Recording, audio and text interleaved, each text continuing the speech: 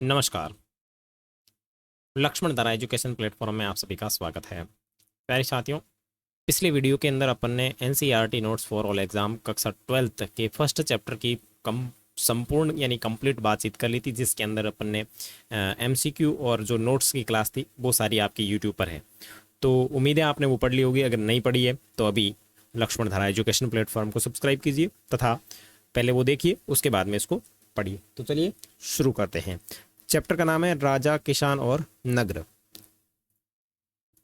आवाज वगैरह सब क्लियर होगी इस तरीके की मैं उम्मीद कर सकता हूं। चलो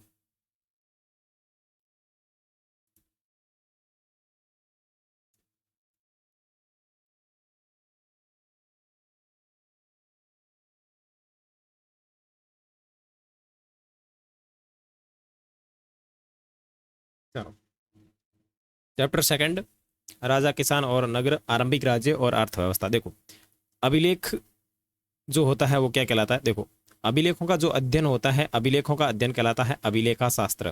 ध्यान रखें, अभिलेखों का जो अध्ययन होता है उसे अभिलेखा शास्त्र कहते हैं। ईस्ट इंडिया कंपनी के एक अधिकारी जेम्स प्रिसेप ने ब्राह्मी और ख्रोष्टी लिपि का अर्थ निकाला। यानी एक अंग्रेज अधिकारी था जिसका नाम है जेम्स प्रिसेप।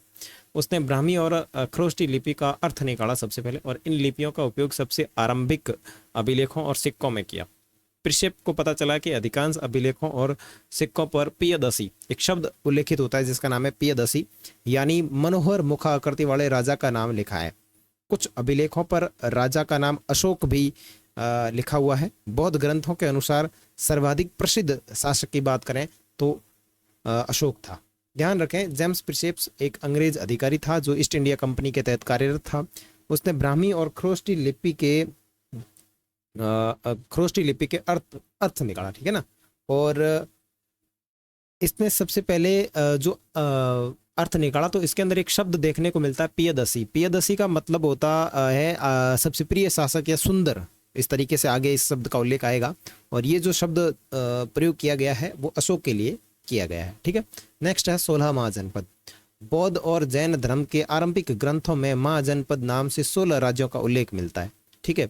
यद्यपि महाजनपदों में इनकी सूची जो है वो एक समान नहीं है, लेकिन वज्जी, मगध, कौशल, कुरु, पांचाल, गंधार और अवंती जैसे नाम अपने को प्राय देखने को मिलते हैं। इससे यह स्पष्ट होता है कि उक्त जनपद सबसे महत्वपूर्ण महाजनपदों में गिने जाते थे, ठीक है ना। ये अपने अपने महाजनपदों में गिने जाते थे, मोस्ट पॉपुलर महाजनपद होंगे। इसलिए अधिकांश महाजनपदों पर राजा का शासन होता था, लेकिन गण और संघ के नाम से प्रसिद्ध राज्यों में कई लोगों का समूह शासन करता था।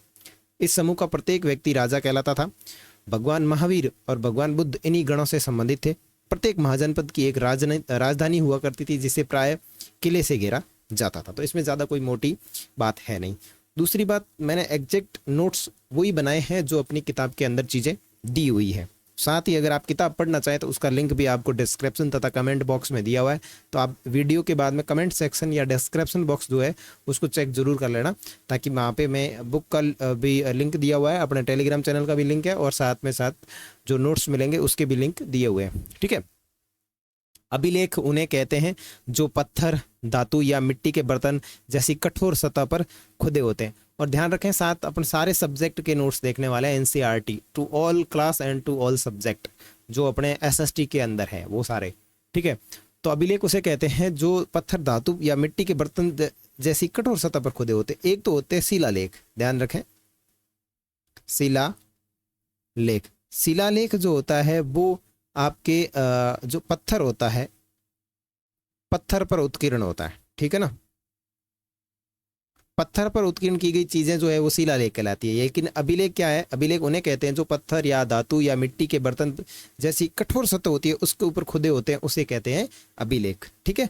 और एक और चीज होती है जिसे अपन कहते हैं पांडुलिपि। पांडुलिपि, ठीक है ना। पांडुलिपि, तो पांडुलिपि का मतलब होता है हाथ से लिखी हुई। हाथ से लिखी हुई चीजें होती थी, उसे पत्ते के ऊपर लिखा जाता था, उसे कहते हैं पांडुलिपि, ठीक है। और पांडुलिपि जो है सबसे ज्यादा जिस पेड़ से बनाई जाती है उसका नाम है भुरुज, ठीक है ना। और वो भुरुज का पेड़ है वो सबसे ज्यादा जम्मू कश्मीर या हिमालय वाले क्षेत्रों में मिलता है। उसके बाद में अलीगार्की का या समूह शासन किसे कहते हैं? देखो, समूह शासन उसे कहते हैं जहाँ सत्ता पुरुषों के एक समूह का में हाथ होती है, समूह के हाथ में होती है। आपने पिछले वर्ष रोमन साम्राज्य या गणराज्य के बारे में पढ़ा होगा, वह समूह शासन का ही एक यद्यपि नाम था। तो ओलिगार्गी, ये शब्द अंग्रेजी का है, तो इसको ध्यान रखें कि ओलिगार्गी क्या है। ओलिगार्गी का मतलब है समूह शासन, ठीक है। और आरंभिक राज्य व उनकी राजधानियां, तो ये आरंभिक राज्य और उनकी राजधानियां है, तो ये आप देख सकते हैं। देखो आगे है सम्राट के अधिकारी क्या क्या कार्य करते थे। मेगास्थनीज के विवरण का अंश दिया गया है। साम्राज्य के महान अधिकारियों में से कुछ नदियों की देखरेख करते थे और भूमि का मापन का काम करते थे, जैसा कि मिस्र में होता था। कुछ प्रमुख नहरों से उपनहरों के लिए पानी छोड़ने का काम किया करते थे, ताकि हर स्थान पर पानी की समान पूर्ति हो सके। यही अधिकारी शिकारी का संचालन करते थे और शिकारियों के कृत्यों के आधार पर उन्हें इनाम या दंड भी दिया जाता था। कर वसूली करते थे, भूमि से जुड़े सभी व्यापारियों का व्यवसायों का निरीक्षण करते थे। साथ ही लकड़ारे, बढ़ई, लोहारों और खननकर्ताओं का भी निरीक्षण किया करते थे। ध्यान रखें कि ये जो मेगास्थनीज जो है ये अपने भारत में आया था, उसने अपने बुक्स के अंदर इस तरीके का विवरण दिया है कि उनका जो प्रशासन होता था, उस प्रशासन में किस तरीके की चीजें होती थी, ठीक है ना। आगे है 16 महाजनपदों में प्रथम जो महाजनपद है मगध, उसका सूक्ष्म विवरण यहाँ पे दिया हुआ है, तो ये जानकारी अपन देख लेते हैं। देखो 6ठी से 4वीं शताब्दी ईसा पूर्व मगध आधुनिक बिहार का सबसे शक्तिशाली महाजनपद था। यानी 6ठी शताब्दी से लेकर के 4वीं शताब्दी तक मगध जो वर्तमान अपने बिहार के अंदर स्थित है, ये एक शक्तिशाली महाजनपद हुआ करता था। आधुनिक इतिहासकार इसके कई कारण बताते हैं कि भाई जो बिहार है महाजनपद, ये इतना शक्तिशाली क्यों है, इसके कई कारण है। तो सबसे पहला कारण है कि मगध क्षेत्र में खेती की उपज खास तौर पर अच्छी होती थी। देखो अपन आज भी अगर किसी कंट्री के बारे में देखें कि भाई ये जो देश है बहुत ही विकसित है या विकासशील प्रगति वाला है, तो उसमें सबसे पहले जो आधार आएगा वो आएगा कृषि। क्योंकि बहुत सारे इंडस्ट्रीज या बहुत सारी औद्योगिक इकाइयाँ ऐसी है जो किसी न किसी प्रकार से कृषि के ऊपर निर्भर है।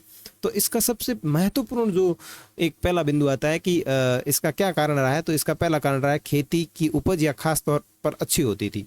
दूसरा यह है कि लोहे की खदानें। देखो झारखंड, बिहार ये आपस में पास में ही राज्य है, तो उस समय जो झारखंड है वहाँ पे लोहे की खदानें बहुत थी। वर्तमान जो झारखंड है उसके आसपास वाले लोहे की खदानें थी। और आपको पता है लोहा वर्तमान समय में और पुराने समय में बात करें तो एक अच्छा धातु रहा है, जिसका उपयोग उस समय भी होता था और वर्तमान में भी बहुत ज़्यादा हो रहा है। तो आसानी से उपलब्ध हो जाता था, जिसके कारण हथियार बनाना सरल होता था और जंगली क्षेत्रों में हाथी उपलब्ध थे, जो सेना का एक महत्वपूर्ण अंग थे। तो दूसरा कारण क्या है कि एक तो है लोहे की खदानें, और लोहे की खदानों में जो लोहा निकलता था उसका उपयोग जो है वो हथियार बनाने के लिए करते थे। और तीसरा जो कारण है जंगली क्षेत्र में उपलब्ध हाथी, और हाथियों के माध्यम से वो अपना सेना का जो संचालन है वो बहुत ही अच्छी तरीके से कर सकते थे, एक जगह से जाना दूसरी जगह सामान लाना, इस तरीके से। साथ ही गंगा और उसकी उपनदियों से आवागमन जो सस्ता और सुलभ हो गया था। लेकिन आरंभिक जैन और बौद्ध लेखकों ने मगध की महत्ता का कारण विभिन्न शासकों की नीतियों को बताया है। इन लेखकों के अनुसार बिंबिसार, अज्ञातशत्रु, महापद्मनाभ जैसे प्रसिद्ध राजा अत्यंत महत्वाकांक्षी थे। अब ऊपर जो अपन ने उदाहरण देखे ये तीन, ये तो सामान्य रूप से मौजूद है, लेकिन आरंभिक जैन और बौद्ध जो ग्रंथ है वो ये कहते हैं कि मगध का जो स्पेशल जो कारण है कि ये इतना समृद्ध कैसे था, तो इसका कारण क्या है, शासकों की विभिन्न नीतियां, यानी उनकी जो कूटनीति थी वो बहुत ही अच्छी थी। इसलिए प्रारंभ में राजगाह, आधुनिक बिहार, प्रारंभ में राजगाह जो आधुनिक बिहार के राजगिरी का प्राकृत नाम है, मगध की राजधानी हुआ करता था। तो मगध की प्रारंभिक जो राजधानी बात करें तो आपकी राजगाह थी। यह रोचक बात है कि इस शब्द का अर्थ जो है वो राजाओं का घर है, और राजगाह शब्द जो है इसका अर्थ होता है राजाओं का घर। पहाड़ियों के बीच बसा राजगाह एक किलेबंद वाला शहर था, और ये राजगाह जो था वो पहाड़ियों के बीच में बसा हुआ शहर था जो किलेबंद था। ठीक है, इस तरीके से चारों तरफ पहाड़ियां थी, बीच में आपका राजगाह था, और राजगाह का मतलब है राजाओं का घर, राजाओं का घर। बाद में 4वीं शताब्दी ईसा पूर्व में पाटलिपुत्र को राजधानी बनाया गया। देखो बाद में जो राजधानी बनी 4वीं शताब्दी में, तो उसको बनाया गया किसको, पाटलिपुत्र को राजधानी बनाया गया, जिसे वर्तमान में अपन पटना कहते हैं, जिसकी गंगा के रास्ते आवागमन के मार्ग में महत्वपूर्ण अवस्थिति बताई जाती है। देखो मगध साम्राज्य की प्रारंभिक राजधानी की बात करें तो मगध साम्राज्य की प्रारंभिक राजधानी जो थी वो राजगाह थी, जो वर्तमान बिहार के अंतर्गत है, जिसका प्राकृत नाम राजगिरी है। ठीक है, और वो मगध की राजधानी हुआ करती थी। उसके बाद में अगर बात करें तो बिहार की मगध की जो दूसरी राजधानी है वो बनी थी 4वीं शताब्दी में पाटलिपुत्र, जो वर्तमान पटना में है। ठीक है, एक आरंभिक साम्राज्य। मगध के विकास के साथ साथ मौर्य साम्राज्य का उत्पादन हुआ, जैसे उदय हुआ। ठीक है ना। तो मगध जो साम्राज्य था उसके अंदर अगर बात करें तो मौर्य साम्राज्य का उदय होता है। मौर्य साम्राज्य के संस्थापक जो थे वो थे चंद्रगुप्त मौर्य। 321 ईसा पूर्व इस साम्राज्य की स्थापना होती है और इसका शासन पश्चिमी उत्तर अफगानिस्तान और बलूचिस्तान तक फैला हुआ था। उनके पुत्र अशोक, पौत्र, किसके पौत्र? चंद्रगुप्त मौर्य के पौत्र अशोक ने आरंभिक भारत का सर्वाधिक प्रसिद्ध शासक माना जाता है और उसने कलिंग की जो विजय की थी वो एक ही बहुत ही धाकड़ और धांसू विजय थी, जिसके बारे में आपने पहले की कक्षाओं में या कहीं ना कहीं पढ़ा होगा। अगर नहीं पढ़ा है तो अपने जो भी चैप्टर आएगा उसके अंदर अपन बहुत ही अच्छी तरीके से इसको देखेंगे। तो मौर्य साम्राज्य की स्थापना चंद्रगुप्त मौर्य ने की थी 321 ईसा पूर्व में। और मौर्य साम्राज्य के संस्थापक चंद्रगुप्त मौर्य के पुत्र अशोक ने बहुत ही शानदार तरीके से अपने साम्राज्य का विस्तार किया था और इसने एक कलिंग विजय की थी 261 ईसा पूर्व। ठीक है ना, 261 ईसा पूर्व, जो आधुनिक उड़ीसा के अंदर पड़ता है, तो वहाँ उसने ये विजय की थी। वो काफ़ी फेमस थी और इसके बाद में अशोक ने धम्म बौद्ध धर्म धारण कर लिया था। तो थोड़ी बहुत जानकारी होगी इसके बारे में आपको। चंद्रगुप्त मौर्य के दरबार में आए यूनानी राजदूत मेगस्थनीज द्वारा लिखा गया विवरण आज के कुछ अंश के अंदर उपलब्ध है। देखो, चंद्रगुप्त मौर्य के दरबार के अंदर एक यूनानी राजदूत कहें आया था जिसका नाम था मेगस्थनीज। ठीक है, मेगस्थनीज आया था और उसने क्या क्या लिखा था कि एक और स्रोत जिसका उपयोग प्राय किया जाता है वह है अर्थशास्त्र और आज के कुछ अंश उपलब्ध है। देखो, हमारे को मौर्य साम्राज्य की दो महत्वपूर्ण स्रोत है जिससे अपने को जानकारी मिलती है। पहली तो मिलती है मेगस्थनीज के द्वारा। मेगस्थनीज ने जो विवरण दिया उसके माध्यम से अपन मौर्य साम्राज्य के बारे में कुछ चीजें बता सकते हैं। और दूसरा जो विवरण का स्रोत है वो है अर्थशास्त्र, जिसका रचनाकार कौन थे? कौटिल्य या चाणक्य, जो चंद्रगुप्त मौर्य के गुरु थे। ठीक है, तो इसके कुछ अंश भागों की रचना कौटिल्य या चाणक्य ने की थी, जो चंद्रगुप्त के मंत्री थे। ठीक है, और गुरु भी थे। अशोक वह पहला सम्राट था जिसने अपने अधिकारियों और प्रजा के लिए संदेश प्राकृतिक पत्थरों और पॉलिश किए हुए स्तंभों पर लिखवाए। और अशोक ने, जिसे अपन अशोक की शिलालेख कहते हैं, अशोक वह पहला शासक या पहला सम्राट था जिसने अपने अधिकारियों और प्रजा के लिए जो संदेश थे वो प्राकृतिक पत्थरों और पॉलिश किए हुए स्तंभों पर लिखवाए। अगर पॉलिश किए हुए स्तंभ पर लिखवाए है तो वो तो हो जाएगा अभिलेख। ठीक है, पत्थर पर लिखवाए हैं तो वो हो जाएगा शिलालेख। ठीक है, अशोक ने अपने अभिलेखों के माध्यम से धम्म का प्रचार किया 261 ईसा पूर्व। बाद में उसने जो धम्म धारण किया उसका प्रचार किया। इनमें बड़ों के प्रति आदर। अब जो अशोक ने धम्म का प्रचार किया उसमें क्या था? बड़ों के प्रति आदर, सन्यासियों और ब्राह्मणों के प्रति उदारता, सेवकों और दासों के साथ उदार व्यवहार तथा दूसरे के धर्मों की परंपराओं का आदर करना। ठीक है, नेक्स्ट है साम्राज्य का प्रशासन। अब जो इनका मौर्य साम्राज्य था, इनका प्रशासन किस तरीके से था? देखो, मौर्य साम्राज्य के 5 प्रमुख राजनीतिक केंद्र थे। कौन कौन से? देखो, राजधानी पाटलिपुत्र, 4 प्रांतीय केंद्र तक्षशिला, उज्जैनी, तौसील और सुवर्णगिरी। एक तो राजधानी हो गई, उसके बाद में प्रांतीय केंद्र की बात करें तो तक्षशिला, उज्जैनी, तौसील और सुवर्णगिरी। ठीक है, इन सब का उल्लेख अशोक के अभिलेखों में किया गया है। यदि हम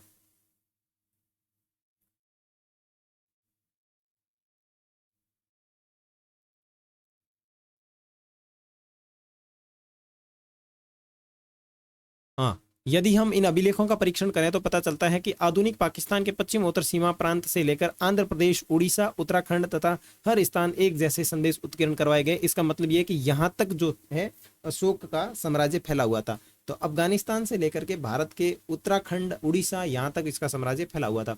मेगस्थनीज ने सैनिक गतिविधियों के संचालन के लिए एक समिति और 6 उप समितियों का उल्लेख किया है, जिसके अंदर एक समिति का काम नौसेना का संचालन करना, दूसरी का काम यातायात खान पान का संचालन करना, तीसरी का काम पैदल सैनिकों का संचालन करना, चौथी का काम अश्वरोही का काम करना, और 5वीं रथरोही का काम करना, और 6ठी काम हथियारों का संचालन करना। और दूसरी उप समिति का दायित्व विभिन्न प्रकार का था। उपकरण के ढोने के लिए बैलगाड़ियों की व्यवस्था करना, सैनिकों के लिए भोजन और जानवरों के लिए चारे की व्यवस्था करना तथा सैनिकों की देखभाल के लिए शिल्पकारों और सेवकों की नियुक्ति करना। तो इस तरीके से प्रशासन था जिसके अंदर एक समिति थी और साथ ही साथ 6 उप समितियां हुआ करती थी।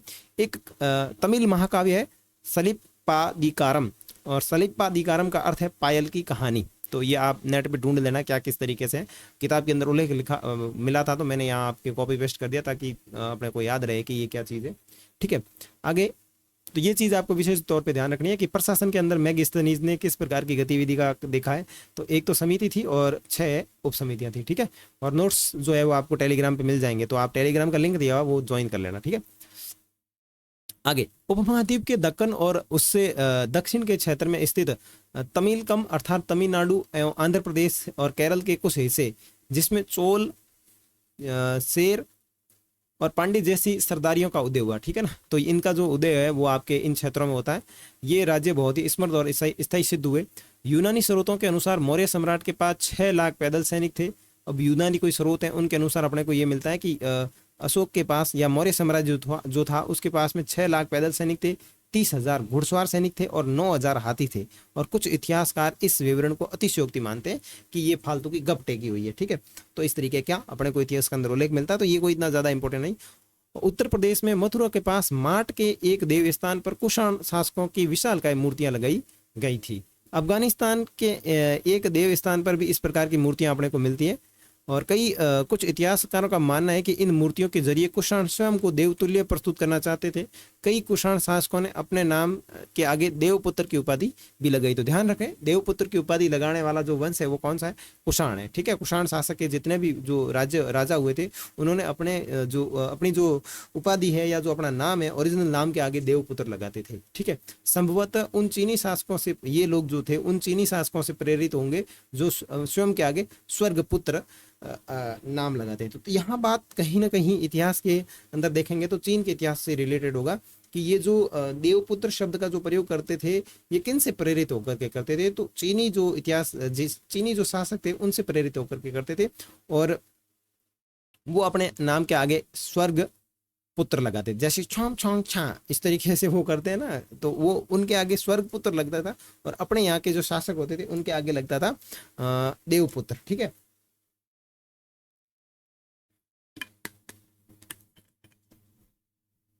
नेक्स्ट, इलाहाबाद स्तंभ अभिलेख के नाम से प्रसिद्ध प्रयाग प्रशस्ति की रचना हरिशरण, जो स्वयं गुप्त सम्राटों के संभवतः सबसे शक्तिशाली सम्राट चंद्रगुप्त के राजकवि थे, ने संस्कृत में की थी। देखो, इलाहाबाद स्तंभ अभिलेख से हमारे को जानकारी मिलती है कि यहाँ प्रयाग प्रशस्ति की रचना, एक प्रयाग प्रशस्ति है, उसकी रचना हरिशरण जो स्वयं गुप्त सम्राटों का शक्तिशाली सम्राट चंद्रगुप्त जो राजकवि थे उनके राजकवि थे और इसने इसकी जो रचना की है वो संस्कृत में की है। ठीक है, अब कुबेर का मतलब होता है धन देव, वरुण का मतलब होता है समुद्र देव, इंद्र का मतलब होता है वर्षा के देवता, यम का मतलब होता है मृत्यु के देव की तुलना की गई है।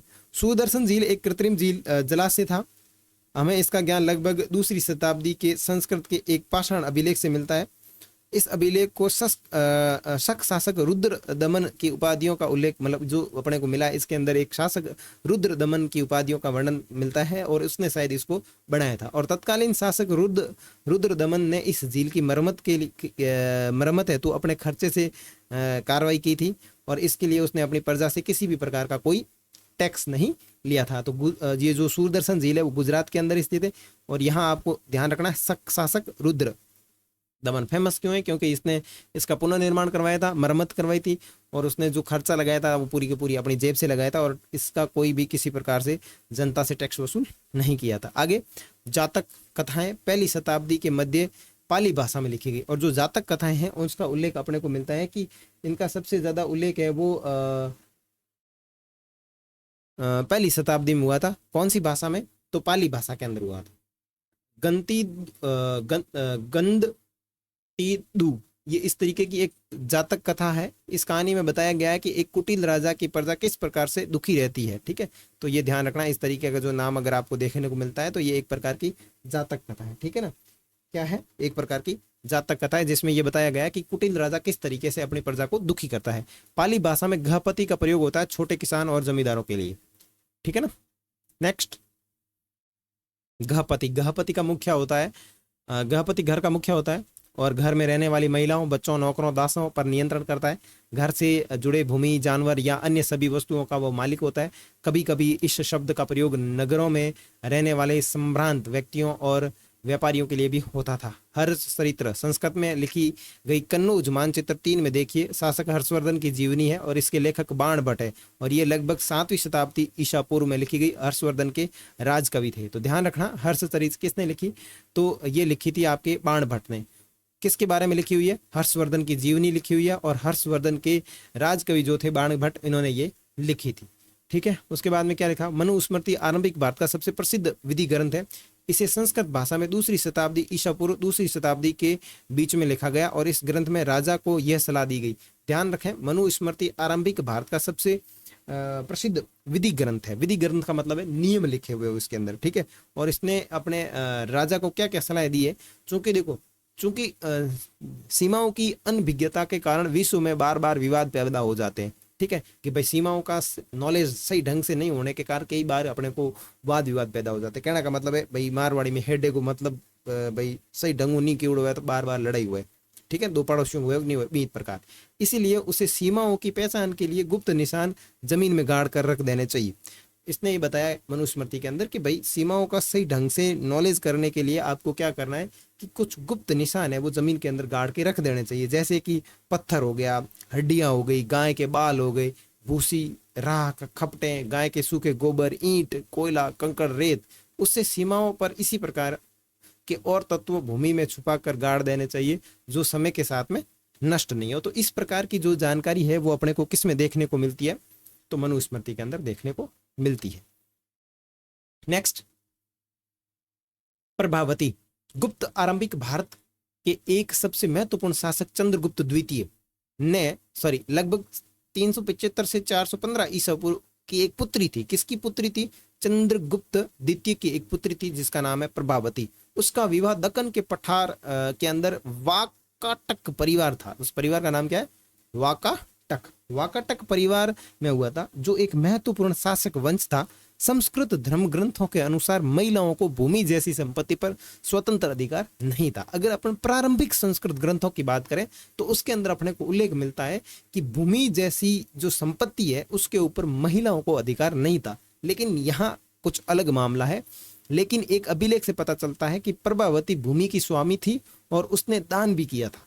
इसका एक कारण यह हो सकता है क्योंकि वह एक रानी आरंभिक भारतीय इतिहास की ज्ञात कुछ रानियों में से एक थी। कहने का मतलब यह है कि भाई अपने को इतिहास के अंदर इस प्रकार का कोई वर्णन नहीं मिलता है कि भाई भूमि की स्वामी महिला होती थी। लेकिन जो प्रभावती है उसने भूमि का दान किया है और वो भूमि की स्वामी थी, इसका उल्लेख अपने को मिलता है। तो अपन ये कह सकते हैं कि वो भाई फेमस रानियों में से होती होगी, इसलिए उसको भूमि का स्वामी बना दिया गया होगा। ठीक है, उसके बाद में है अग्रहार। अग्रहार उस भाग को कहते हैं जो ब्राह्मणों को दान किया जाता है। ब्राह्मणों से भूमि का अन्य प्रकार के कर नहीं वसूले जाते थे। ब्राह्मणों को स्वयं स्थानीय लोगों से कर वसूलने का अधिकार था। देखो, अग्रहार का मतलब है ऐसी भूमि जो ब्राह्मणों को दान दे दी जाती थी और ब्राह्मणों से इस भूमि के ऊपर से किसी भी प्रकार का कोई टैक्स नहीं लिया जाता था। और कुछ अभिलेखों के अंदर अपने को यह भी जानकारी मिलती है कि ब्राह्मण जो है वो स्वयं स्थानीय लोगों से कर वसूलते थे। मिट्टी के कटोरे और थालियां मिली हैं जिन पर चमकदार कलई चढ़ी है। इन्हें उत्तरी कृष्ण मार्जित पात्र कहा जाता है। संभवतः इसका उपयोग अमीर लोग किया करते थे। तो ध्यान रखें, उत्तरी कृष्ण मार्जित पात्र का मतलब होता है मिट्टी के कटोरे और थालियां मिली है जो बिल्कुल चमकदार कढ़ाई चढ़ी हुई है उसके ऊपर। तो इस प्रकार जो मिले उनको कहा जाता उत्तरी कृष्ण मार्जित पात्र।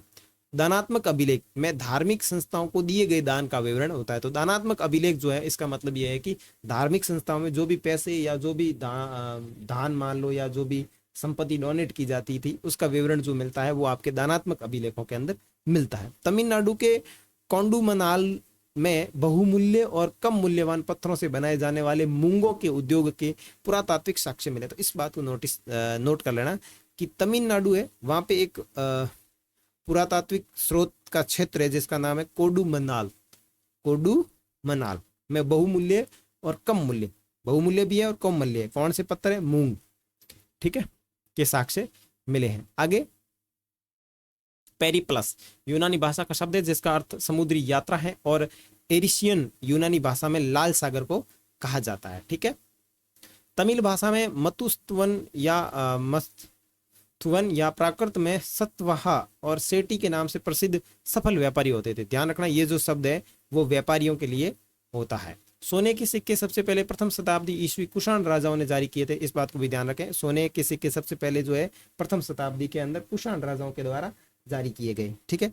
उसके बाद में है मुद्रा शास्त्र, सिक्कों का अध्ययन किया जाता है इसके अंतर्गत, और इसके साथ ही उन पर पाए जाने वाले चित्र, लिपि आदि तथा उनकी धातुओं का विश्लेषण और जिन संदर्भों में इन सिक्कों को पाया गया है उसका अध्ययन भी मुद्रा शास्त्र के अंतर्गत किया जाता है। आधुनिक भारतीय भाषाओं में प्रयुक्त लगभग सभी लिपियों का मूल ब्राह्मी लिपि है। ब्राह्मी लिपि का प्रयोग अशोक के अभिलेखों में भी किया गया। तो ध्यान रखें, अशोक के अभिलेखों के अंदर कौन सी लिपि का प्रयोग किया गया है, तो ब्राह्मी लिपि का प्रयोग किया गया। पश्चिम उत्तर के अभिलेखों में प्रयुक्त खरोष्टी लिपि का उपयोग किया गया। और पश्चिम उत्तर के अंदर जो अभिलेख अशोक के मिले हैं उनके अंदर अपने को कौन सी लिपि मिलती है, खरोष्टी लिपि। तो ध्यान रखें, अधिकांश अभिलेखों के अंदर कौन सी लिपि है, ब्राह्मी लिपि। पश्चिम उत्तर कौन से, पश्चिम उत्तर का मतलब अपन बात करें तो अफगानिस्तान और पाकिस्तान वाले जो अपने को मिलेंगे ना अभिलेख, उनके अंदर जो लिपि है वो खरोष्टी लिपि। बाकी दक्षिण भारत, मध्य भारत, जितनी भी ये यहाँ अपने को अशोक के जो भी स्रोत मिलेंगे उनके अंदर जो लिपि है वो आपकी ब्राह्मी लिपि है, ठीक है। नेक्स्ट, पाटलिपुत्र का इतिहास। प्रत्येक नगर का अपना इतिहास था। उदाहरण के तौर पर पाटलिपुत्र का विकास पाटली ग्राम नामक एक गांव से हुआ। शुरुआत में पाटलिपुत्र आपका एक प्रकार का पाटली ग्राम था। फिर 5वीं सदी ईसा पूर्व में मगध शासकों ने अपनी राजधानी राजगृह को हटाकर इसे बस्ती में लाने का निर्णय किया और इसका नाम बदल दिया गया। 4वीं शताब्दी ईसा पूर्व तक आते आते मौर्य साम्राज्य की राजधानी और एशिया की सबसे बड़े नगरों में एक बन गया। बाद में इसका महत्व कम हो गया जब चीनी यात्री शेवेन त्सांग 7वीं सदी में आया तो इसे यह नगर खंडर में बदला मिला और उस समय वहां की जनसंख्या बहुत ही कम थी। देवनापिय अर्थात देवताओं का प्रिय या पियदसी यानी देवताओं में सुंदर, ये नाम अशोक के लिए प्रयुक्त होते। तो ये ध्यान रखना, देवनापिय अर्थात देवताओं का प्रिय और पियदसी यानी देखने में सुंदर, ये जो नाम है वो अशोक के लिए प्रयुक्त होते थे। तो ये जो थे वो आपके चैप्टर संख्या 2 क्लास 12 हिस्ट्री के नोट्स थे। अब आगे इसी चैप्टर से संबंधित जो MCQ जीके के प्रश्न हैं वो अपन देखेंगे अगली क्लास में। तो तब तक के लिए बाय बाय। अगर आपने चैनल को सब्सक्राइब नहीं किया है तो अभी भी इसको सब्सक्राइब कीजिए। साथ ही साथ इस वीडियो का लिंक जो है वो अपने एजुकेशन ग्रुप के अंदर शेयर जरूर करें, ठीक है। टेलीग्राम के अंदर आपको PDF दी हुई है तो आप टेलीग्राम चैनल को ज्वाइन कर लीजिए। PDF नहीं मिलती है तो मेरे को टेलीग्राम में मैसेज छोड़ देना, मैं आपको PDF प्रोवाइड करवा दूंगा। नेक्स्ट अपन MCQ की बात करेंगे, ठीक है। तब तक के लिए बाय बाय।